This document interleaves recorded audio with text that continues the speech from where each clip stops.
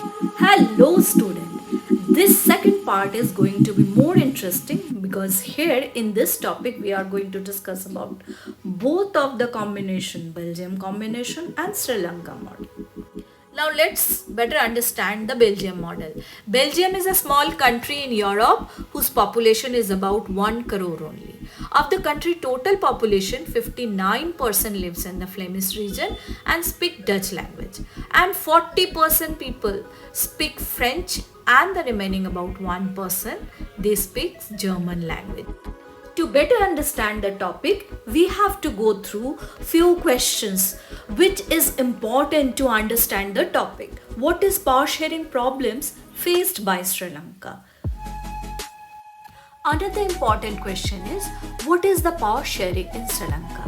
श्रीलंका में power sharing हुआ था और इसकी एथनिक कॉम्पोजिशन क्या थी और किस तरह से यहाँ के लोग जो सिन्हालास थे, जिनकी एथनिक कॉम्पोजिशन में मेजॉरिटी में सिन्हालास थे और माइनॉरिटी में तमिल्स थे, इन लोगों ने किस तरह के प्रॉब्लम फेस किए थे जिसके कारण देश में जो सिविल वॉर हुआ था, इसके पीछे की पूरी कंटेंट को जाना।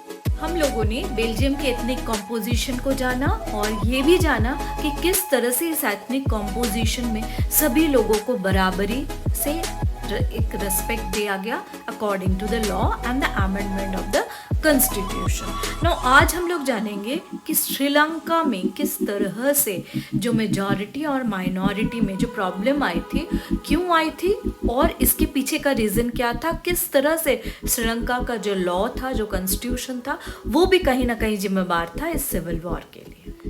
Sri Lanka is an island nation and it is a few kilometers off the southern coast of Tamil Nadu. Tamil natives of Sri Lanka are called Sri Lankan Tamils, and Indian Tamils are those whose forefathers came from India as a plantation workers during the colonial period. अब यही हुई गड़बड़, जो पहले से वहाँ पे रहते थे वो श्रीलंकन तमिल थे और जो भारत से गए हुए थे, जिनके पूर्वज जो है वो प्लांटेशन वर्कर के तौर पे वहाँ गए थे, श्रीलंका में गए थे, वो भारतीय तमिल था। उसके अलावा जो वहाँ पे बौद्ध धर्म के फॉलोअर्स थे वो सिन्हाला कम्युनिटी में बिलोंग्स करते थे और बचे हुए 7% जो थे वो क्रिश्चियनिटी को फॉलो करते थे।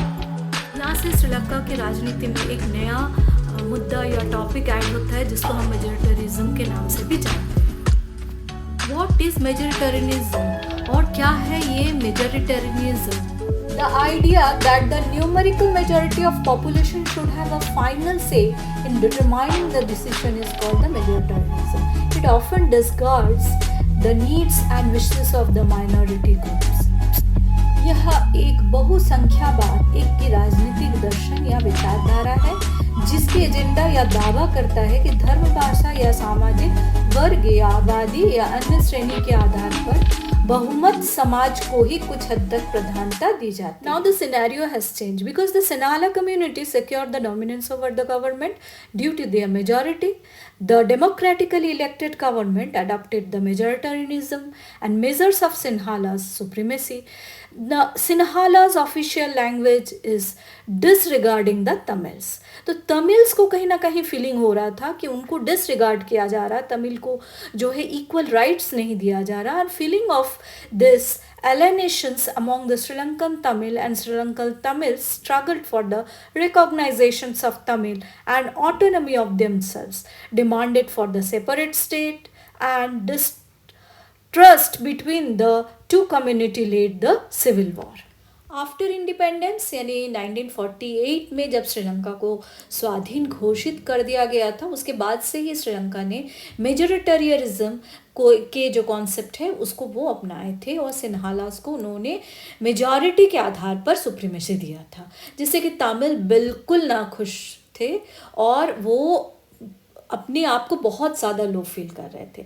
1956 में एक एक्ट पास किया गया था जिससे कि ये रिकॉग्नाइज किया गया कि सिन्हाला ही ओनली द ऑफिशियल लैंग्वेज, जिसमें कि श्रीलंका के जितने भी गवर्नमेंट जॉब्स हैं सारे में ये सिन्हाला लैंग्वेज को ही प्रायोरिटी दी जाए. Why power sharing is desirable? Power sharing is desirable because of two reasons, that is prudential reasons and moral reasons. To avoid the conflict, majority cannot rule over the minority. Good way to ensure the political stability. Moral reason, spirit of the democracy to maintain, and equality, legitimate government. These all are the factors for the desirable power sharing. Now let's understand what is horizontal power sharing and what is vertical power sharing. Horizontal power sharing में क्या होता है, जो government के organs होते हैं वो होते हैं एग्जीक्यूटिव, लेजिस्लेचर एंड जुडिशियरी. जो constitutions has granted the power to each level has its power and partitions. The concept of the check and balance are indicate in the horizontal power of division.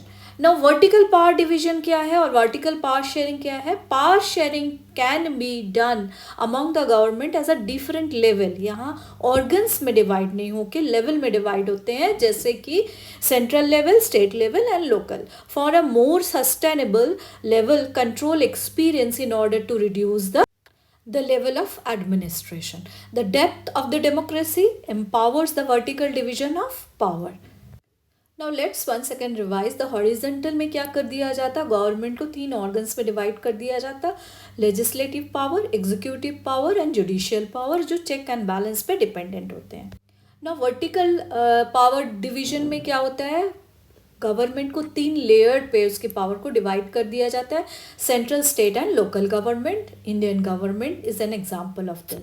Solution for the existing problem in the Sri Lanka. There are many solutions to stop the disputes between the Sri Lanka.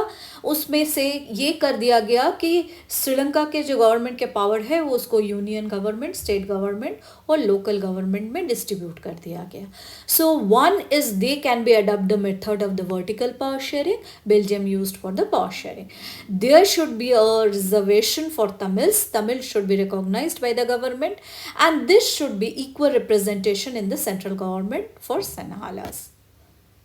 इसी तरह से Belgium की तरह इसके भी power को जो है वर्टिकल पावर शेयरिंग में डिवाइड कर दिया गया. Central, state and local government और तमिल को भी इक्वल राइट दिया गया. Thank you very much. I hope so this information and the explanation was very informative and you have understand the chapter and as well as the importance of power sharing.